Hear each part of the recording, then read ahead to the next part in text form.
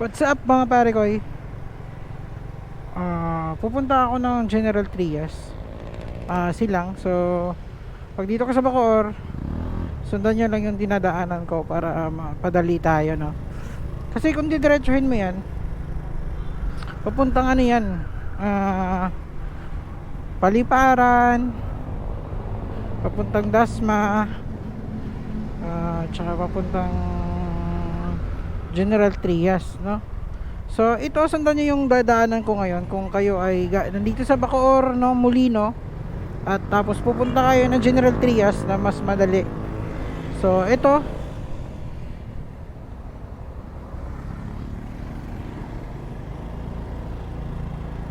sundan nyo yung dinadaanan ko para mapadali kayo.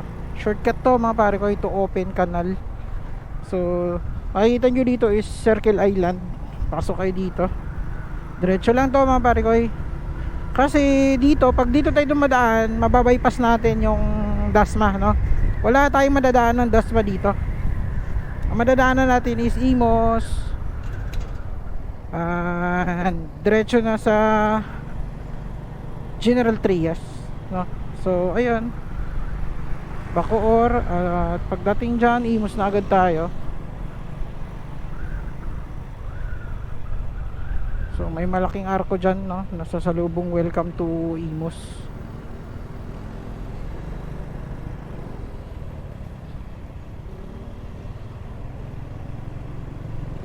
So iba sa inyo alam na to, no? Pero may mga hindi pa nakaalam, no? Kasi siguro yung route nila dun sila nasanay sa Paliparan, no? Kasi meron naman din naman talaga din yung daan dun sa Paliparan, no? Pero kung tutuusin, mas malayo yun pag pupunta kang General Trias. So dito, Imus na agad tayo, no? Nasa Imus na agad tayo.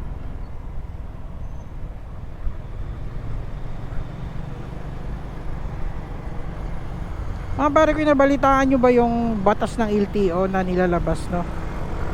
Buti na lang at hindi ito no, kasi questionable talaga siya pare ko. Kasi tulad sa atin, biktima din tayo ng ganyan, no? Kung nagkataon, no, na pinatupad na. Kasi nga, meron din tayo, nakabili din tayo ng second hand na motor, no? Tapos hindi lang ako, marami tayong matatamaan dito sa batas na to, no, ni LTO, na kailangan mong pag nabili mo yung motor, no, ikaw na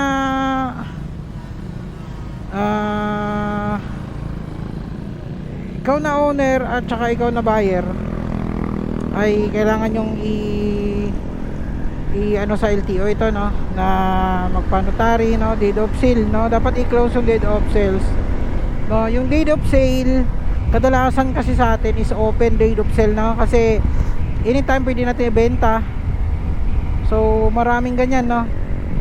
So kung rason naman nila is mahanap yung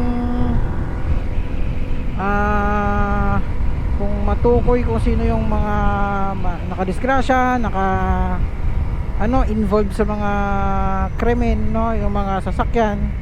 So isipin nyo po, no, pag totoong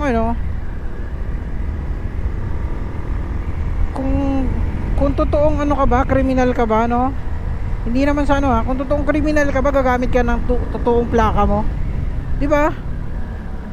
Make sense, di ba? Kasi yung mga kriminal nga, di ba, yung iba hindi gumagamit ng plaka yung motor nga ng ibang kriminal, no? Tulad ng example natin, riding in tandem, no? Hindi sila naglalagay ng plaka para wala silang identity, no? Hindi matukoy yung nila. Kahit nakikita man sila sa CCTV, wala silang pagkakilanlan kasi nakabonit naman sila, at yung motor nila hindi nilalagyan ng plaka, no?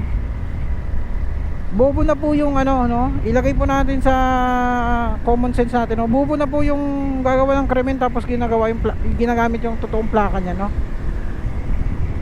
Di ba? Ginagamit yung totoong plaka niya. So lahat ng mga motorista na nagba-buy and sell dito, o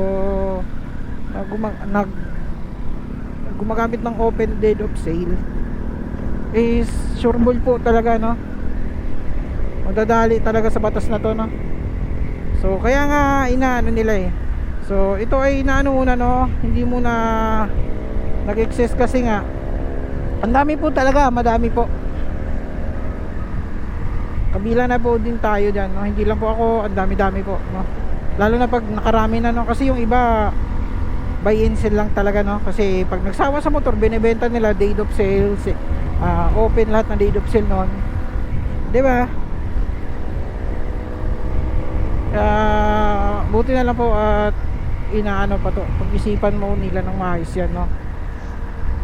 Pag-isipan po nila ng maayos yan kasi hindi po patas, no, sa ating mga mahihirap, no? Ano po yan, kawawa po yung mga mahihirap dyan, no? Tulad nung ito, sample ko na lang, nakabili siya ng motor, no? Kasi nga wala siyang budget, second hand binili niya, Rusi, no? Rusi, nabili niya ng 11,000. Tapos deal na, nagkapirma na, date of sale, open. Tapos nung nangyari talaga to, no? Tapos na nga, nasa kanya na yung motor, nagkaayos na yung usapan nila, nagkapirmahan ng date of sale na open lang yung date of sale kasi nga for ganun lang, mabilis ang transaction. So ngayon nag-i-exist yung batas na to, no? Lumabas yung batas na to. Kawawa po, no? So magmumulta ngayon ng 20,000 yung bumili ng motor, no? Wala na nga siyang pera kasi nga binili na nga lang niya yung motor na second hand para may pang service, no? Kasi yun lang yung budget niya, 11,000. Tapos makaka-penalty ka ng 20,000 much more na mas sobrang mahal pa, no, sa kaysa motor mong binili. 'Di ba? Make sense, 'di ba? Tapos hindi lang yung yung buyer pa may obligasyon din. So 20,000 din, 40,000, no? Saan ka maghanap ng ganyan, 'di ba? Grabe po yung batas natin ngayon. Grabe po. LTO, kailangan na pong aksyonan yan at kailangan nyo pong pag-isipan ng maayos yan, no? Na lahat po patas, di po para sa lang, no? Pero for good naman siguro yung ganyan, no? So existing lang. So kung magaganyan sila is hindi yung nangyari na, di ba? So yung mga nangyari na sa past, syempre hindi naman sila aware dyan dati, di ba? Wala namang ganun. So kung magano sila ngayon, kunyari ngayon tuloy-tuloy na yon, no? Kaya kung kukuha ka ng motor, kailangan mong sa LTO, no? I-change mo doon sa change mo pangalan mo, di ba? Sa pangalan mo mismo. Para pag nakuha mo, makakakuha ka ng motor ngayon, mga within ilang days yung palugot nila, bago pa man dumating yon is maano mo na, di ba? Malakad mo na. At aware sila, no? Aware yung mga tao na makabili na second hand. At para sila, di ba? Kaysa ngayon hanapin mo pa naman yung mga nakaraan na, di ba? Tulad nung ilang years ago na, hindi naman tayo aware sa batas na yan. Yung iba patay na, yung first owner, no? Yung iba hindi mo na mahanap kasi sobrang tagal na nga, di ba? So dito na tayo mga pare ko sa open canal. So update dito is ganun pa rin naman yung daan, pang ginagawa pa rin. Pero pag dumaan kayo dito, hindi naman na mahirap.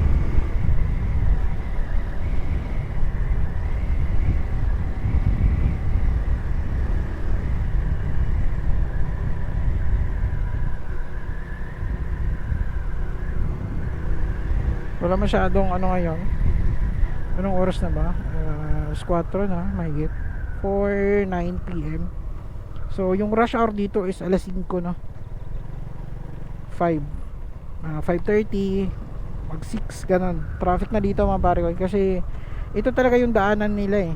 Ito yung accessible na mas malapit, no? Parang shortcut nga, ika nga. Kaya maraming dumadaan dito. Lalo na yung Bacoor to Gentry, dito talaga. Kasi mababypass mo na yung Dasma dito, hindi mo na madadaanan.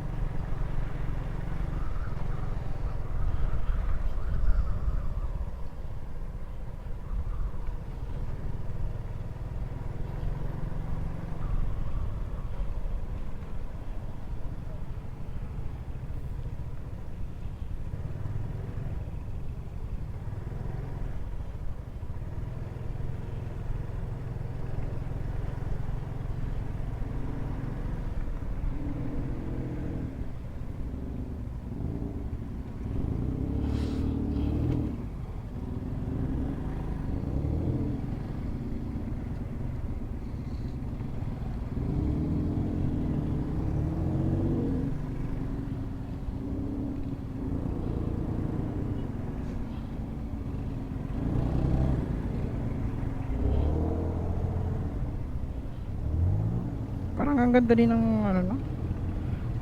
Minivan.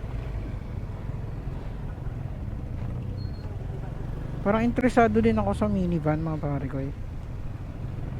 Soon, no? Soon.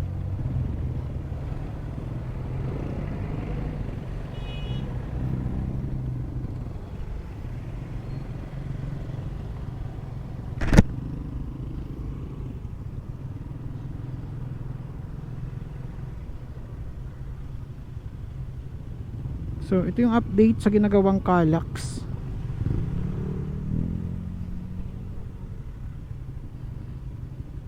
So, pag ito nabuo na, mga pare ko eh, mabilis na lang dito yung Laguna, no? Calax meaning is Cavite Laguna Expressway. So, ito yon, mga pare ko eh.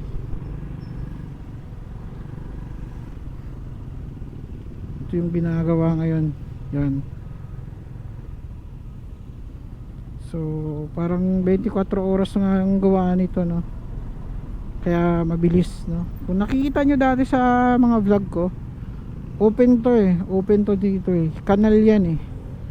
Ngayon, kung nakita nyo, sarado na po.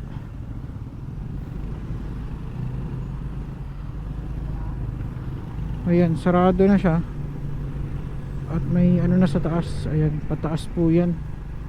Ayun.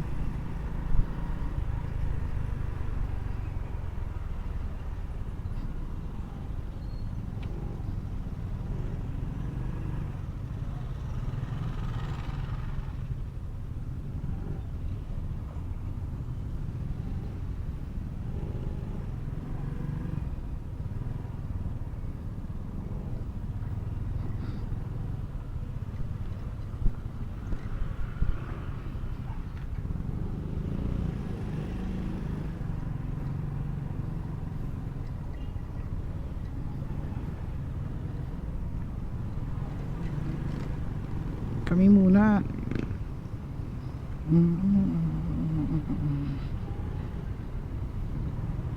So, straight lang tayo, mga pare ko dito.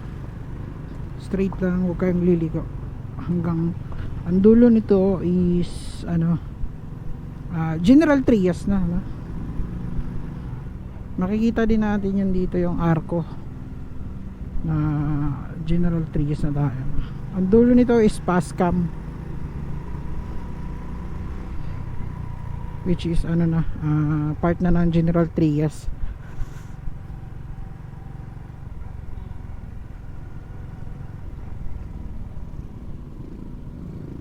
So marami na talagang dumadaan dito, mga pare ko, no? Dati nung inintroduce sa akin to ni Papa, no, yung Papa na partner ko, tundaan na to, hindi pa to ganun ka, no? Grabing lubak-lubak pa to, at saka parang kunti pa lang dumadaan dito, no? Tsaka wala pa yung mga ginagawang Calax na yan. Kunti pa lang, at saka lubak-lubak po ito.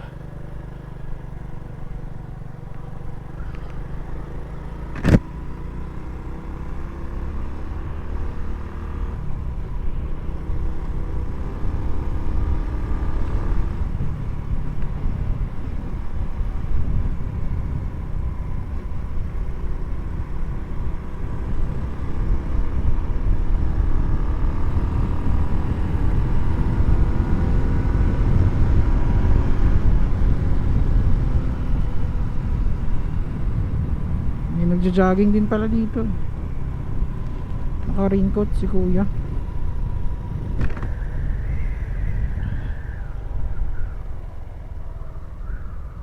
So ang mangyayari niyan pare ko, kung papunta kayo, pauwi naman kayo dito, hindi kayo makadaan dito, one way to.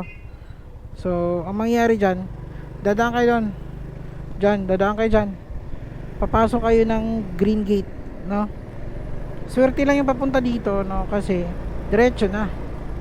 Ang pauwi lang, yun lang yung problema, kasi one way dito eh. Yung ginagawang tulay ng Calax, walang papunta doon, puro papunta dito sa ano, sa way natin.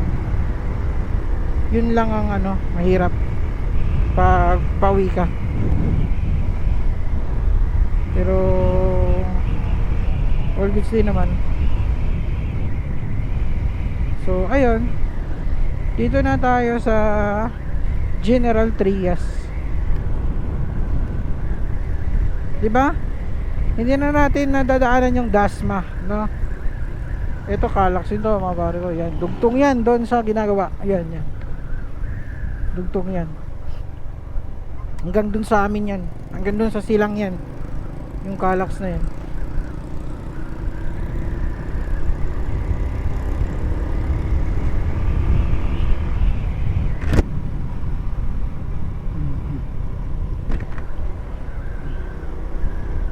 Nagwiwigil yung manibela ko mga pare ko. Mahirap mag ano dito pare ko, no hands kay RSX, oo. Kasi nagwiwigil siya mga pare ko eh. Mamaya iyan o sa inyo. Kaya huwag kayo mag no hands dito sa motor na to. Kasi hindi ganun ka-stable yung ano niya, no? Karaniwang issue din naman yan sa mga ibang big bike, no? Kasi nga magaan lang yung motor natin. At yung speed niya, no, nandito yung bigat sa likod, puno yung top box ko. So dito na tayo sa Himlayang General Trias. Nung undas ang daming tao dyan, kasi ano yan, Himlayang. So madadaanan nyo yan, tuloy-tuloy lang kayo, straight lang kayo. Paglabas natin dito, Pascam na, General Trias. So actually ito part na to ng General Trias.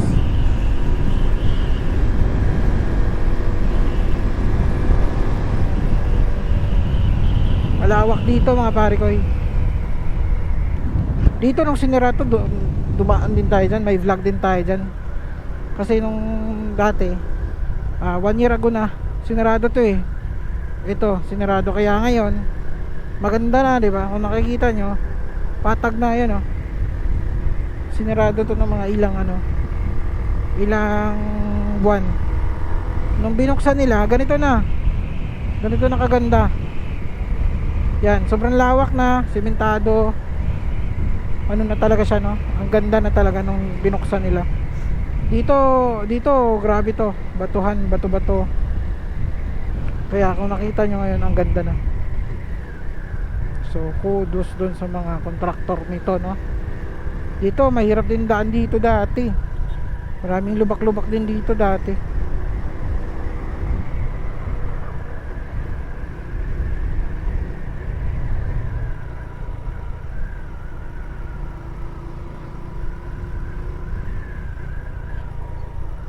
Yan, dito grabe to.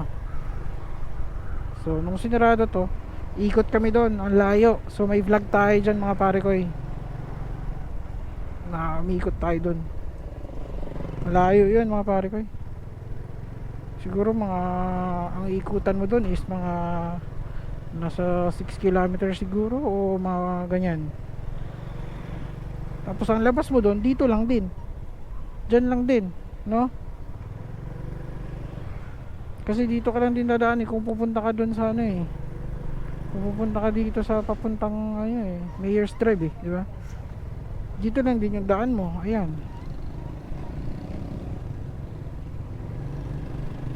malayo nga, malayo talaga. Naranasan namin umikot doon.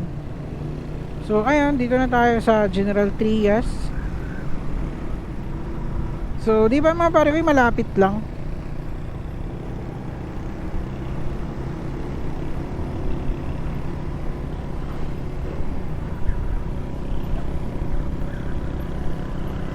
So tuloy-tuloy na to hanggang San Francisco, Sunnybrook. Straight lang to hanggang All Homes. Ito na yon. Straight hanggang sa may Governor's Drive. Ang dulo nito is Governor's Drive. So kung alam niyo na yung Governor's Drive, yun yung dulo nito. Pinakadulo. So ayan, Governor's Drive, Dasma. Meron din ditong way papuntang Dasma. Pero hindi na tayo pupuntang Dasma. Binaypas na nga natin yung Dasma eh.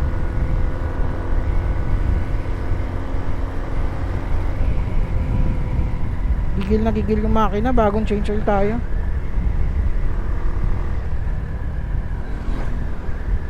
Ang sarap ibirit pag bagong langis. Ayan mga pare kayo, ayan. Yan. Di ba? Nagbibigil talaga siya. Yun yung ko dito eh. Pero okay lang naman yun, manageable naman yun. At hindi naman talaga safe yung hands free ka, no? Hindi safe yun. Pero sa gumagawa nun mga eksperto lang din, no? Pero ayan mga pare ko, ayan. So pag hinayaan mo siya, lumalakas yung wiggle niya, no? Ayan, yan. Pag hinayaan mo yan, ganyan, lumalakas yung wiggle niyan. Kaya kailangan mo siyang talaga, labanan, no? Pero hindi naman ganoon ka-hassle eh, no?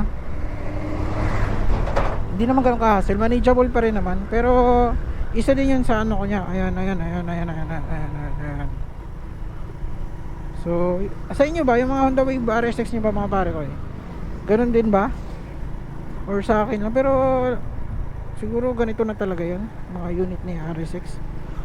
Kasi dati nung sa tita ko dati XRM niya, hindi naman sa nakaka hands free ako dun eh, no? Tinataas ko yung kamay ko, no? Parang free yung tinataas ko yung kamay ko kasi stable yung nun. XRM yan na RS carbs, no? Yung lumang model ng pesado din ako sa